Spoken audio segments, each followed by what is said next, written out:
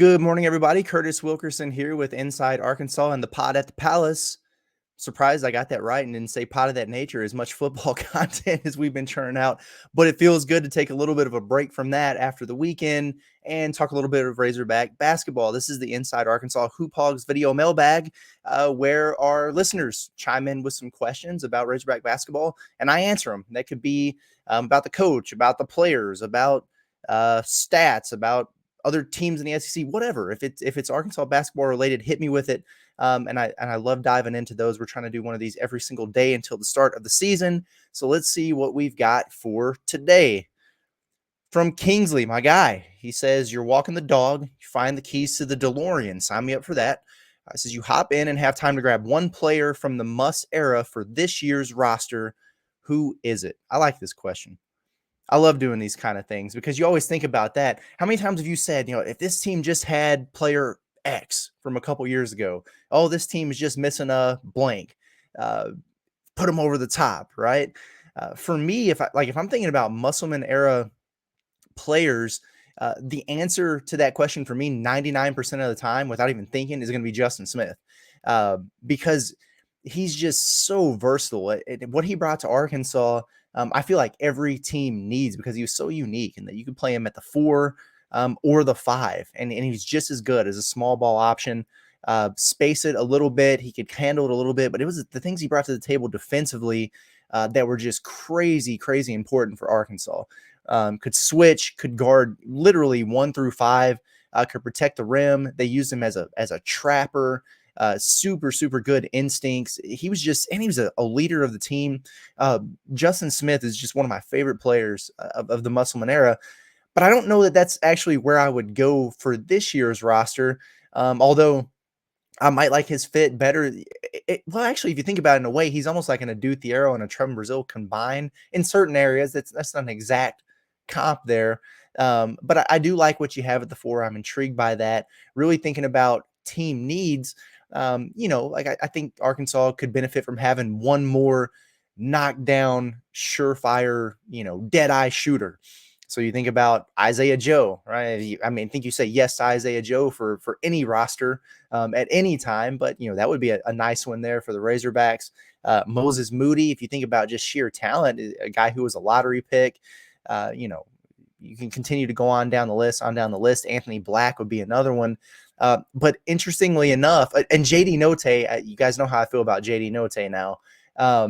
But I think Arkansas's got enough guys who are like dudes who are going to have the ball in their hands, go-to scorers. And that's part of the reason why some people are a little bit hesitant to buy in on the Razorbacks, right? It's like, well, like Nelly Davis needs the ball in his hands. DJ Wagner needs the ball in his hands. How are those guys going to coexist? Well, the answer to that question is some personal sacrifice, but also making sure you have somebody who can set the table for those guys.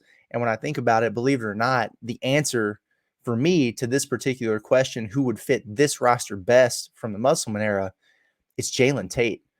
Absolutely love me some Jalen Tate. I think he was a very underrated player for Musselman at Arkansas.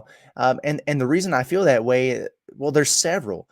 You talk about defensive versatility. I like that. I think Arkansas would benefit from having another guy who is long and a super good defender who can switch and guard multiple spots. He can guard 1 through the 4, Jalen Tate could. He's also a mismatch problem offensively. Remember when he was backing Max Asmus down into the paint every other possession in that Sweet 16 game when Arkansas got past Oral Roberts? I love Jalen Tate. He's a very unselfish player. Now, he can score it when he needs to. When you're a 6'6" point guard, you can do things like post up smaller guards or attack him off the bounce and get to the rim. He could rise up and knock down a mid-range. Shot the three-pointer better than I think he gets credit for or is remembered for. So he's not a guy that you can just cheat and go underneath screens on. And he was also more than happy to set up his teammates and distribute. Me and Andrew Ellis were talking about this driving back from Stillwater the other day, and it was kind of like, a guy like Jalen Tate might average 6 assists per game on this particular Razorback team because he's more than happy to dish it. He was a leader on the floor. And when you have guys like Nelly Davis, DJ Wagner, whoever, who are going to have the ball in their hands a lot, Tate is a guy that you can also slide off the ball, throw him in the corner, and he's just fine doing that. And he can also make an impact for you. He was a guy who could knock down a catch and shoot three on a drive and kick. He's a guy who could serve as a cutter or a strong rebounder at the off guard position. So, maybe not the most talented or the most splashy guy that Musselman had, but Calipari has those dudes. He's got 5 stars coming in. He's got 2 of the top transfers out of the portal coming in to be on this roster. What they need to do is have continuity and a table setter and the glue.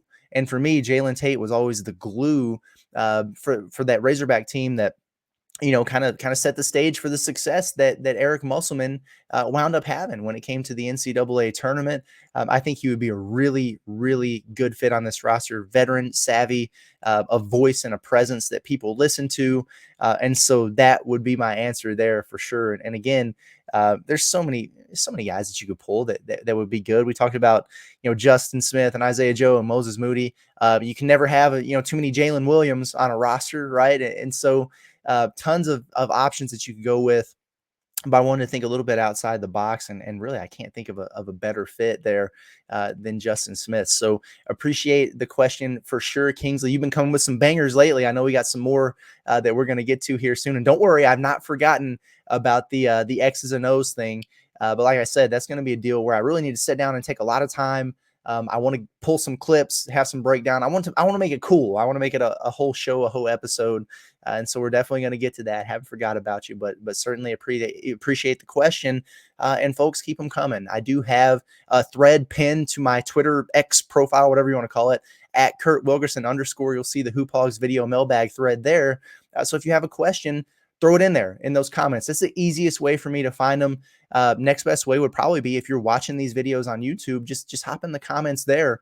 And I always go back and look at those questions and take account for them. Throw me a DM, whatever you need to do to get those in. Do it, because we post one of these every morning at 8 a.m. We're trying to do one every single day up until the start of the college basketball season. I think we can get there, and we're definitely off to a good start.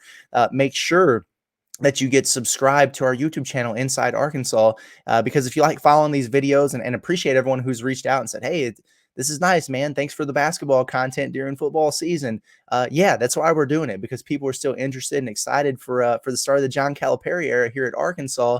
But make sure you get subscribed and then follow along. We do have a playlist where all of these videos are, the Hoop Hogs Video Mailbag.